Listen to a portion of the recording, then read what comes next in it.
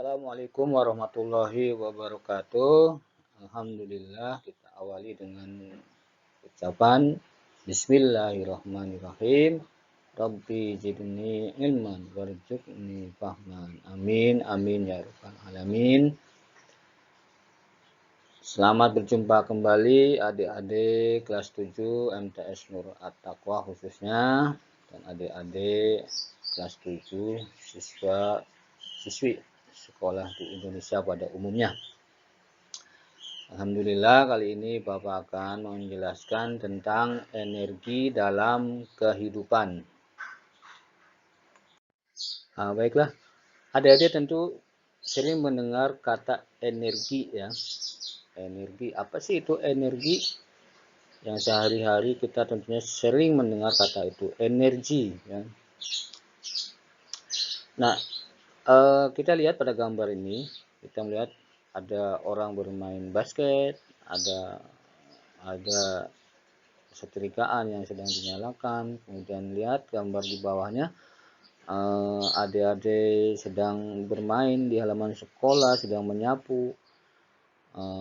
Mungkin orang tua kita sedang berangkat kerja, motor berjalan, mobil bergerak di jalan raya, ada yang berjalan, dan berbagai macam ratusan kegiatan manusia, semuanya bergerak.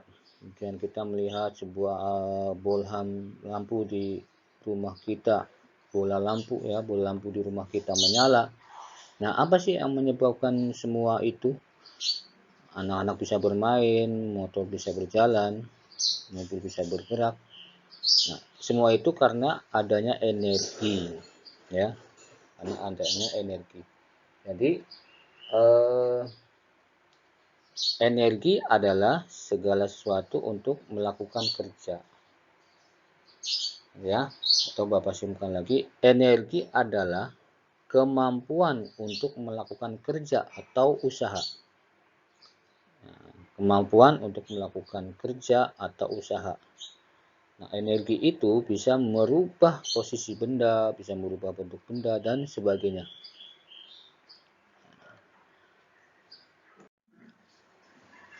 Berikutnya adalah jenis-jenis energi. Ternyata energi itu memiliki berbagai macam bentuk dan jenis-jenisnya.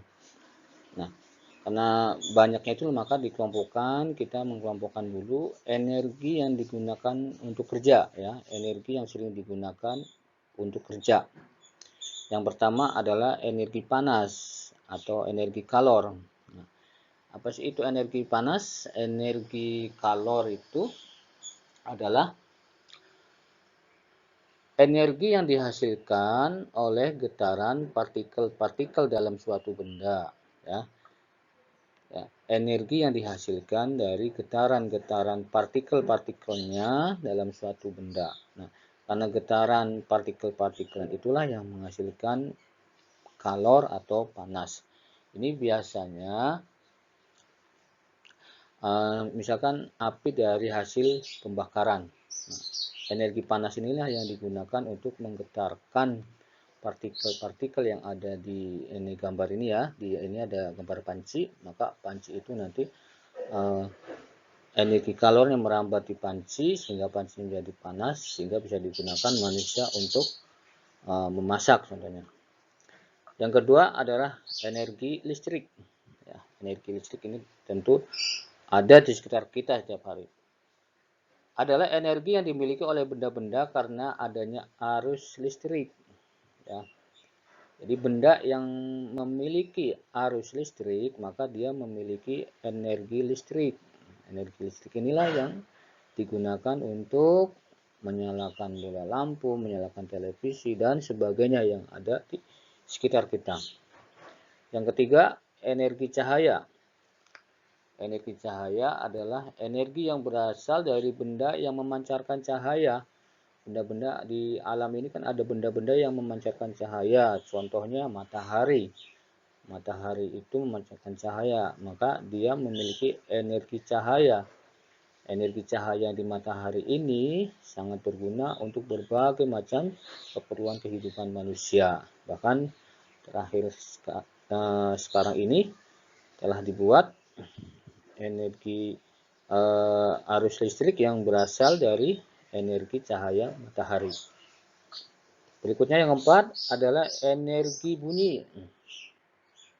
Energi bunyi adalah energi yang dimiliki oleh partikel-partikel udara yang bergetar.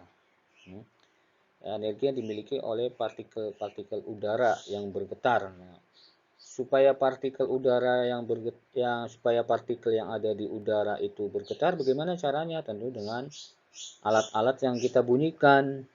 Contohnya kita membunyikan senar gitar, maka udara yang ada di sekitar senar gitar partikelnya akan bergetar sehingga menimbulkan bunyi.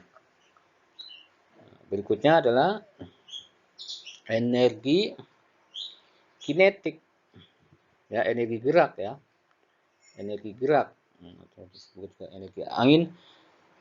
Energi kinetik atau energi gerak ini adalah energi yang dimiliki oleh benda saat dia bergerak. Jadi kalau benda itu diam, dia tidak memiliki energi, tapi ketika benda itu bergerak, maka dia memiliki energi. Nah, contohnya baling-baling, ketika baling-baling ini bergerak, maka memiliki energi yang dimanfaatkan untuk menjalankan turbin. Ya, turbin itu untuk digunakan lagi nanti untuk menyalakan atau untuk menimbulkan arus listrik dan sebagainya. Masih banyak lagi manfaat-manfaat turbin. Ya, adik-adik bisa searching di internet mencari pengalaman yang lebih luas lagi. Kemudian energi yang tersimpan. Energi yang tersimpan itu satu, energi kimia. Energi kimia ini tersimpan di mana? Contohnya di dalam makanan. Nah, di dalam makanan yang kita makan sehari-hari itu tersimpan energi kimia. Energi kimia makanan ini nanti dimakan oleh kita, kemudian di dalam tubuh ini secara metabolisme akan menghasilkan energi. Nah, ini yang tersimpan dalam makanan. Kemudian yang tersimpan di dalam misalkan batu baterai dan aki. Ini batu baterai dan aki menyimpan energi kimia. Energinya akan berjalan manakala dia digunakan. Yang kedua, energi potensial, yaitu energi yang dimiliki oleh benda-benda karena kedudukannya. Ketika sebuah batu berada di atas tanah, maka batu ini belum memiliki energi. Tapi ketika batu ini misalkan diangkat dalam ketinggian 10 meter, maka batu ini memiliki energi namanya energi potensial. Kemudian sebuah pegas pada anak panah. Ketika anak panah ini seperti kalau dalam posisi diam, dia tidak akan memiliki energi. Tapi ketika ditarik, maka dia mempunyai energi. Nah, ini ya, energi yang seperti ini disebut energi potensial. Berikutnya yang ketiga, energi nuklir. Nah, energi nuklir ini energi yang dimiliki oleh partikel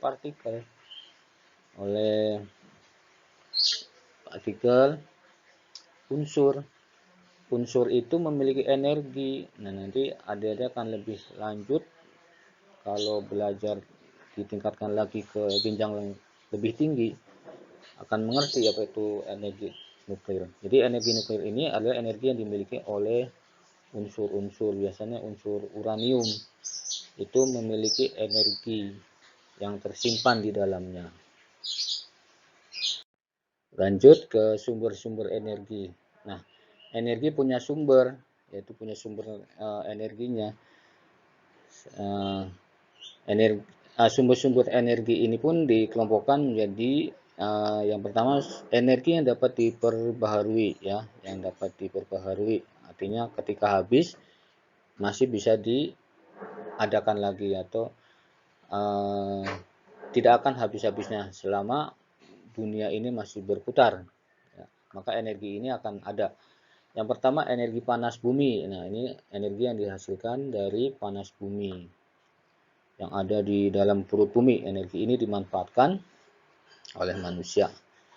Nah, selama buminya masih ada, maka energi panas bumi pun masih ada. Yang kedua, energi surya. Energi surya atau dari cahaya matahari. Nah, energi ini pun tidak akan habis-habis selama bumi dan matahari masih ada. Yang ketiga adalah energi kinetik atau energi yang dimanfaatkan dari angin. Angin untuk menggerakkan, contoh ini sebuah baling-baling. Selama angin itu ada, maka energi ini pun akan tetap ada. Artinya dapat diperbaharui. Kemudian sumber energi yang berikutnya yang keempat adalah dari air. Air ini tentunya negara kita sangat melimpah dengan air, maka tidak usah khawatir, maka air ini bisa dimanfaatkan sebagai sumber energi. Yang kelima, energi biomasa. Nah, energi biomasa ini adalah energi yang dihasilkan dari kotoran hewan. Ya, kotoran-kotoran hewan itu ternyata punya manfaat kalau dimanfaatkan menjadi energi biomasa. Energi biomasa ini bisa dimanfaatkan untuk menyalakan kompor gas, bahkan bisa menyalakan, kalau dimanfaatkan lagi bisa menyalakan lampu. Nah, banyak sekali manfaatnya.